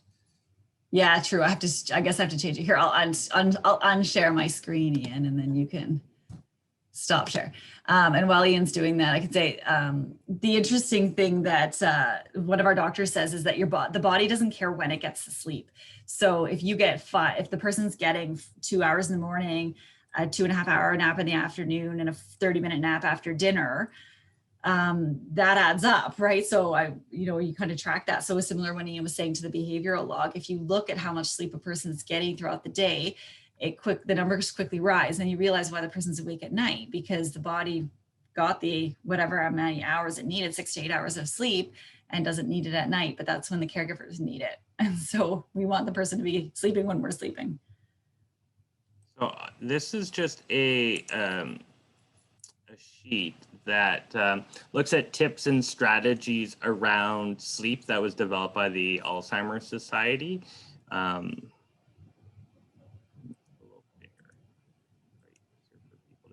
So in terms of a lot of the things we kind of talked about, but it talks about some of the sort of more medical problems that can contribute to sleep disturbances that may sort of impact a sort of an assessment by a medical professional. And if sleep is an issue, it's probably something that you would want to talk to your family doctor about, because there can be sort of medical causes that may need to be treated to help sort of improve the sleep, as well as looking at everything from keeping a sleep diary, you can see here, and also taking into account the person's prior sort of sleep habits. So if someone used to work shift work, we see a lot of times that people do sleep or have sleep disturbances where their sleep is kind of broken up because that's the way they've always kind of slept. They work different shifts, don't work up different times, or people who maybe were morning persons and always up, like that pattern may continue into the dementia. So that link is in the slides, and I think we'll be sharing the slides with Sandy that will send them out. So that link is in there for people to look at. Mm-hmm. Okay, wonderful. Do you want me? I can share again, Ian, because then we can do the next one. Sure. Perfect.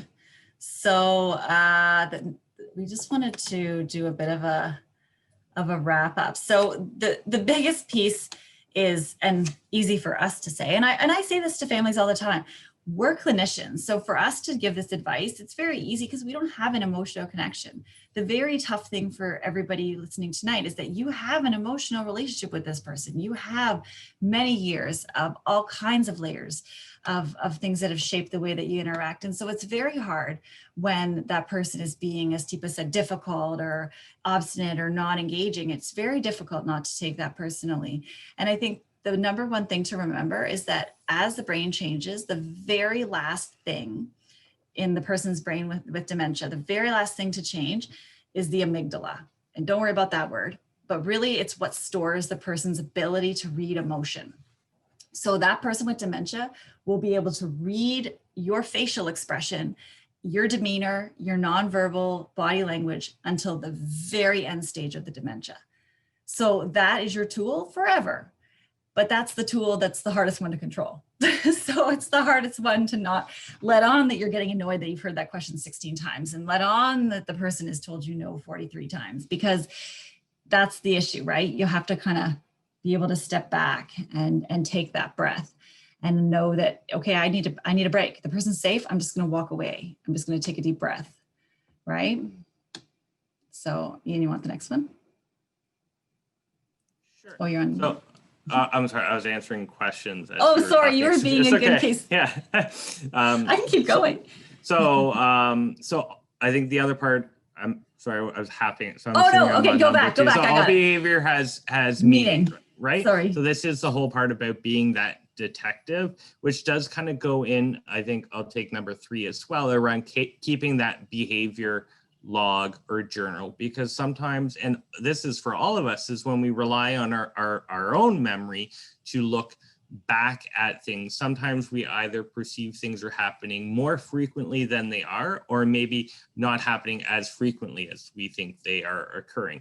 So this is where having that log, so when you see your specialist or your family doctor and they say, oh, what's going on? You can actually look back and give dates of like at this day, at this time, to help understand the behavior, or maybe even see that pattern of behavior. Hey, there's always something going on at 2 p.m. and, you know, mom or dad or, you know, whoever it is displaying this, this, and this. And so then you can look at, and using the ABCs around examining, well, what's happening before that time? What is occurring that may be contributing to that behavior, and then begin trying some interventions. And I know I always talk to my family, like, there's no right or wrong answer for sort of managing behaviors. And that's why I think, you know, even going, I'll just keep going into number 4 around the team piece, is because even for us as sort of the quote unquote specialists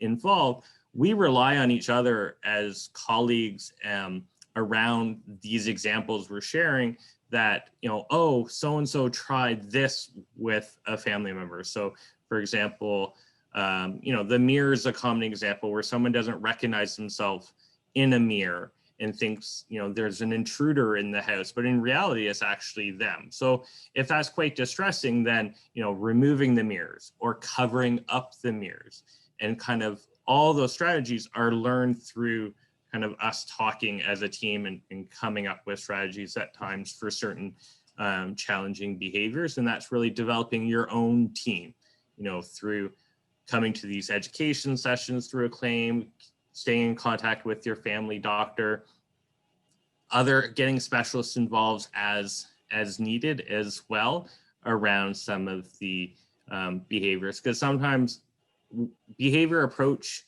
is key and is sort of first line for these things, but sometimes, and which is why our team kind of is involved, is sometimes medications, like Dr. Lamb talked about, are part of the strategies. And that's certainly where specialists can come in and give family doctors direction around what medications for certain behaviors, what will respond to medications and what won't. Mm-hmm. You can take the last 3. You can go back to your questions, Ian. So I know I talked a lot about it today, about maintaining regular, we both talked a lot about a regular routine and keeping active, because it's that use it or lose it piece, the brain and the muscles. And not only is it good for the person with dementia, but it's good for the caregiver too, because being able to predict what comes next and being able to rely on that is really important for all of us, right? For our kind of well-being and mental health is important to have that sense of security of, we know what we're doing and we know when. And it helps to prevent issues too. Like if you're on a regular toileting schedule, then you're not going to be at risk of a bladder infection. So things like that are really important. And the last 2 go back to sort of the first point about don't argue, right? As Jan said, and Jan Arden in the video, it was more upsetting for her to argue it, right? To challenge it and be the one that's the memory police, to keep correcting and saying, no, that didn't happen. No, that's not true. No, that's not the way that it is, Mom. And what do you gain from that, right? And I think the bottom line is to validate that emotion piece. So if someone has a memory or some belief that's not true, but they're very distressed about it, go with the emotion piece. Validate that they're feeling that emotion is real. What they're believing is probably not, but the emotion is real. So validating that and trying to provide some reassurance around that emotion, and very simple language in that calm tone, because your emotion, your facial expression, your nonverbal, all of that stuff is your tool forever. So you can use that right into the very advanced stages. So that's kind of the nice ace in the hole you'll have forever. But then again, as I said, it's the hard one to control, because it is natural to feel really frustrated at times managing this. So does anyone else have any, I guess? There is one question that I think you and I maybe can answer rather than typing it. It's the first. You can see the anonymous, the first one, when a parent is stages stuff. I just think that it's a question that I know comes up for us a fair bit around, in terms of when is someone safe to live alone? What are some of the signs of stuff? And I think another part that's not even in that question that I know we get asked a lot as well is around when is it appropriate for someone to be placed in long-term care or retirement home at what stage. I don't know if you have thoughts on that to start with, and we can add in. Yeah, so that's tough. That's a tough one. And as you said, it's specific to each person. So again, we want to be able to give the person the independence that they have as long as they can. I think in those stages, reaching out to the family physician to maybe even do a little bit of that memory test piece, just to see where their cognition is, because I know it's not the be all end all, but if the test scores do generally correlate to, I don't know if Dr. Lamb talked about it, but a mental age. So I often find that helps for people to understand, Dr. Lamb's used this example for people before. So if, let's say your mom or dad is living alone in the community and they score a 17 out of 30 on the mini mental, the standard test that we use, that would correlate to a mental age of, a half of 17, Ian, is, oh my goodness, like 8 or 9 years old. So would you leave your 8 or 9 year old child living alone? Would you allow your 8 or 9 year old to do these kinds of tests? So sometimes that helps, because it's hard, right, to kind of see. The other thing that you can determine too is there burnt pots? Is there evidence that things are being kind of left behind, like spoiled food or milk in the cupboard, or things that are just like obvious? Medications not being taken is a big one. Those kinds of things that you kind of want to keep an eye on. But it's tough, because it's tough because and I think the big part is around risk, and people's individual risk can be quite different in terms of what they're able to manage, because some of the risk could be managed through, if the stove and burnt pots was the issue, you could unplug the stove and remove that level of risk. And I think the other part for me is, are they willing to accept help and support into the home? Because if they're having frequent checks, again, we can lessen the level of risk and time, but I think one of the easiest ways is through an assessment of looking at cognitively or through functional abilities of what they're able to do or not do, and seeing sort of where that falls, and are they willing to accept sort of risk, accept services to reduce that level of risk. So I think that ties in nicely into Cheryl's question below, where she says her mom sees her family doctor regularly for other medical conditions, but when would it be advised to see a specialist in regards to her dementia? So if a referral to a specialty program like ours would, as Dr. Lim always says, we'd like a clinical question. So a dementia that is progressing in sort of the most typical fashion can be managed by a family doctor quite well. So unless there's a question around something that they need help with. So it's probably a good conversation to have with your mom's family physician, Cheryl, around, mom, I think my mom, if it's around a diagnosis, is the family doctor okay to make a diagnosis and to initiate the first few steps that you would do with a diagnosis? Or is there a challenging behavior that's occurring? Or is there a specific question that you'd want to ask the specialist? Because our program doesn't follow people long-term. It's short-term management. So our average length of stay is 7 months. That said, it varies, but we usually need a clinical question. So something that is looking to be addressed. So we don't necessarily follow, if someone comes to us with a dementia or, that type of thing, there'd have to be some kind of a specialty sort of query. Yeah, and even with regards, even though our average length of stay is 7 months, we have a number of individuals, because of the nature of the illness, will come on and off our program, depending on sort of how they manage.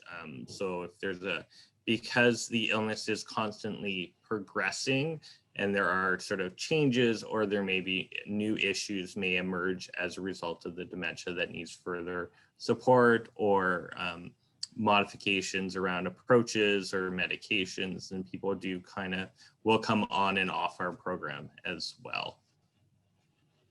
The next question here, it talks about it just displays severe apathy in any question posed. Yeah. So I know. So giving options. We'll see if we have the same answers. So okay, go for it. part of apathy is not asking people if they want to do something. It's just telling them we're going to go for a walk now, and kind of taking away, hopefully, that sort of response that if given an option of yes or no, that they'll lean towards no. It's just kind of like, let's go for a walk. It's now time to do this, and kind of guiding them to that activity, or starting it with them. Why don't we go, let's go start doing a puzzle or some activity that they enjoy doing, and sitting down and doing them with them, or at least maybe trying to get them started, where then they could do it on their own once they're started. If you want to give an option because you want to give that person some control, would you like to have breakfast and then go for a walk, or go for a walk and then have breakfast? So the answer is what you want to hear, right? There's an answer that you like, because either way you're going to have the activity happen. It's not a yes or a no. It's giving them a choice, but the choice is either one of the things you want them to do. The addiction to the phone one is an interesting one, because I'm actually, and I don't know, I'm kind of torn about that one, because the question says, my mom has become totally addicted to her phone. She is looking at videos her friends send her playing solitaire. Is that bad for her? And the attendee talks about how we correct our teenagers now, but her mom's worse. So that one, I've not heard much about people with dementia being almost fixated on something. I wonder if it's because it's her aid of remembering things. Do you think that could be part of it? Possibly. And I guess the other part for me is, depending on if it's we generally talk about activities being a variety or kind of different things. So some of that sounds like she's maybe getting through the phone in terms of different aspects of it. If she's playing solitaire or watching videos, communicating with friends, that could piece together sort of when we talk about areas of that social component, the cognitive component of playing solitaire and moving around. But, I would still lean toward, it'd be great if you could get her to do other things in general, to help sort of with maybe more of that physical side of things, or maybe trying to create a routine where, kind of similar to sort of the teenagers, during this time and this time, we don't have our phones, and kind of modeling that behavior if possible, right? During meal times, the phone goes away, and maybe you put it in a box, out of sight, out of mind during a period of time, and kind of develop that routine. And sometimes when setting new routines, and I don't think we really talked about it, sometimes you can get some resistance to it, or it may be a little challenging to start it. I kind of try to tell my families to sort of ride out the wave. Initially, there might be things are a little harder to get going, but once that routine is sort of set, then things do become generally a lot easier. But kind of persisting with it for a period of time to see if you can really get it instilled into the individual's memory. I think the next one, Ian, was the answer to when we were talking about the person in the very beginning about how they live at home. So I think that's the answer there. So it sounds like you've got that one under control. Suggestions for someone who's eating more frequently, perhaps out of boredom and not necessarily out of hunger. So 2 suggestions. One would be to substitute in another activity or another task to distract, if possible. So the more a person's distracted with something else, the less they'll be able to eat because they're bored. The other one would be to substitute with healthy snacks, because if you can't modify all the time, having something that is okay to be munching on throughout the day would be better, right, than having junk food. I had a lady who had kind of an oral fixation, who always wanted to be putting things in her mouth, and her daughter gave her a bag of Cheerios. And so they were little, good fine motor exercise, but it took her a really long time to eat them, and they were healthy-ish. So that was better for her than eating, I think at the beginning she was eating Oreos. So that was better. And it kind of met that need, right? Yeah. And another sort of sometimes with almost the opposite sometimes can happen too, where individuals aren't eating because of that altered attention, ability to kind of sit in one spot to eat. So certainly I've had even families look at, having some of those healthy snacks and things around that people can pick up and eat while they're kind of walking, or going to like handing them a sandwich so they can walk around and eat if it's an attention piece, to try to maintain that nutrition, because sometimes you can have the opposite where people aren't eating enough because that sort of desire to eat, that they're not maybe moving as much as well, or that attention piece. When a delusion is repeatedly accusing you of something that never happened, that is a very tough one. And usually the accusations go towards the person who's the closest to them.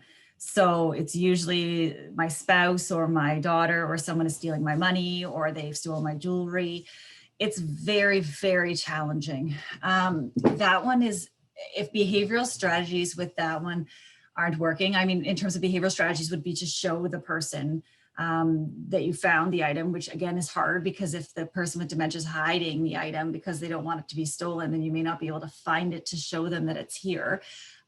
Keeping items that you're frequently accused of stealing in a safe spot, so you can show them that it's okay. And if they can't have those items with them because they're in long-term care, taking pictures of them and showing them that, look, I have them, they're safe at home. If it's frequently the same item. That one's tough too, because if it becomes problematic, that's one where we might look at medication, because it interferes with your ability to care for that person, because they're pushing you away because they think you're stealing, and yet you're the one that has to provide the care. So that's one where you might need to seek out some help with to manage. Ian, is that? Yeah, no, I think totally agree with everything you said. And I think, the emotional component of it, in terms of, I can understand how distressing that is when you can't find that item. Asking the person, kind of trying to partner with them, well, let's look for it and find it. Sometimes, like some of my patients, they put this stuff in the same spot all the time sometimes, and sometimes you're not going to find it, depending on what it is that the accusation sort of comes from. The idea of keeping items that are lost all the time, if you're able to, if it is not a specific keepsake item that like is irreplaceable, like keeping the same wallet, if it's a wallet that they misplace all the time, and keeping it so that you can just hand them the wallet that has it. Again, part of it will depend on the stage of the illness, because I know I've had some family members, as long as they give them the same wallet with a couple of cards in it, but they don't recognize the cards. If the individual's at an earlier stage of the illness and recognizes, like, hey, where's my driver's license, my visa, like, you can't keep replacing that, obviously. So again, this is where sometimes the stage of the illness may impact the strategy you may sort of try or use. But yeah, certainly an assessment by a specialist team for possible medications if it's very distressing and you can't causing, or they're acting on it. So if they're blaming someone and calling the police, question, sort of calling the police, or banging on the neighbor's door, those are all sort of aspects that you're going to need to sort of talk to your family doctor about in terms of behavior, and in all likelihood benefit from a specialized assessment from a team similar to ours or another sort of senior specialist.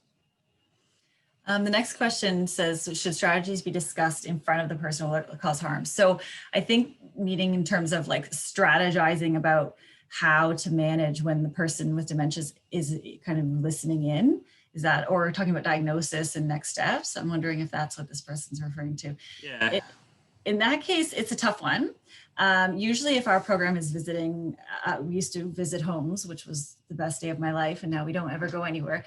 But when we did go on home visits, we would usually, when we talked about the strategies and the recommendations and the next steps, we might kind of break away. So the doctor would talk with family, and maybe the case manager engages with the person with dementia, because sometimes the point this person makes is that it sometimes can be difficult, because the person's saying, well, wait a minute, what are you talking about? What? I don't do those things. No, I would never do that. And it creates this sort of dynamic of why is she saying this stuff? So if that's occurring in the later stages of the disease, the person may not be as aware. And so they may sit there and be listening and not really processing. And so it's just kind of case by case. But if you do observe that the person is aware and it's causing harm, that you'd probably see it. The person be agitated or angry or questioning you or wondering. So if that's the case, then do it somewhere else.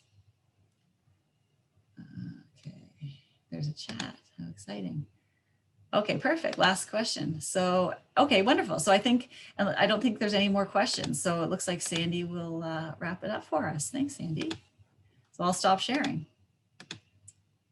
Perfect. Okay, I want to thank Andrea and Ian very much for a very, very informative session. I did tell you last week that it would be great. And we've had lots of requests coming in to have a copy of their slides, which you will be receiving. A copy of the recording also will be coming out to you sometime this week.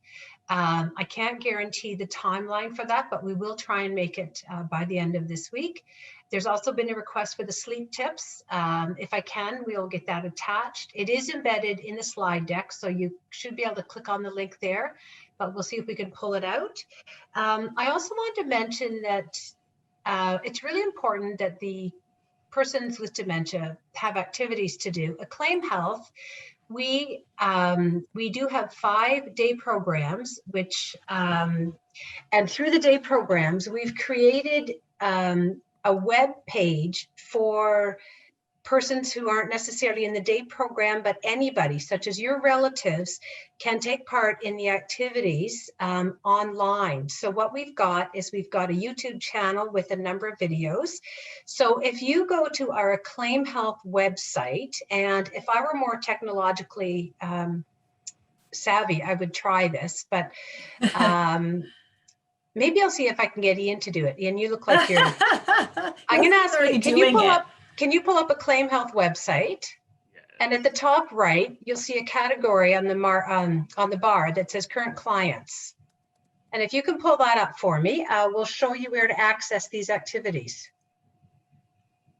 Usually Ian's Googling things before we finish the sentence, and then he's, it's 7. Okay. Okay. So let me just close this. Okay. Okay, so you see the current clients. Yeah. Okay. Virtual club right there. Adult Day Program Virtual Club. Yes, please. If you want to click on that. And there you go. Let's see. If you look on, so you can stop right there. October newsletter has some good ideas. Event calendar, drop down and, drop down to the join a virtual exercise program. Cool. There's our YouTube videos. Do you want to just drop down and so there's chair exercise, chair yoga, advanced exercises. So there's a number of activities that are free. And so thank you, Ian, for showing people where they can go to on this website. I appreciate it. That's awesome. Problem. Yeah. And so next week we do have, I will be speaking, as I mentioned, on communicating with people with dementia. I'll be building on some of what Andrea and Ian have said and some of the issues that arise with people with dementia. And we'll be talking about why is communicating with someone with dementia so difficult. So just before we end, I'm going to run a little poll. We did it last week and I really appreciate it. Just 3 quick answers. And I'm going to run that and then we'll sign off for the evening. And thank you very much to Ian and Andrea. And here comes our polls. Yeah. Thank you. There you go.